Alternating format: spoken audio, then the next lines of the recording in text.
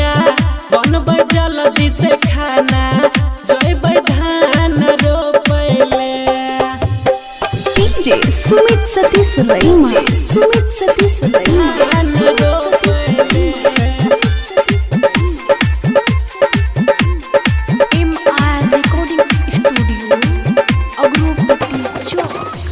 तस्वीर के उठी है गे भोरे दोनों परानी जइबै जरे गे रानी जइबै हम जरे रानी जइबै हम जरे। तस्वीर के उठी है गे भोरे दोनों परानी जइबै जरे गे रानी जइबै हम जरे।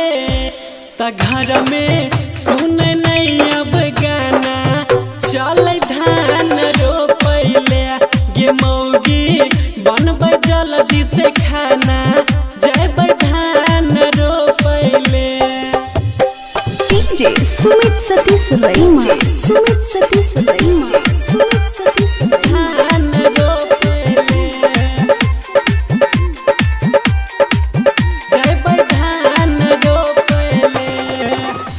त गेलै राइटर में सजी खेते अब रोप ले हेतै गे मौगिया रोप ले हेतै मौगिया रोप ले हेतै। त गेलै राइटर में सजी खेते अब रोप ले हेतै गे मौगिया रोप ले हेतै।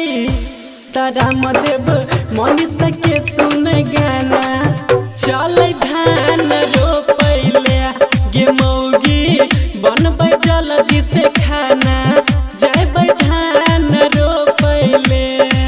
Mix by MR recording studio Agaropatti Chowk.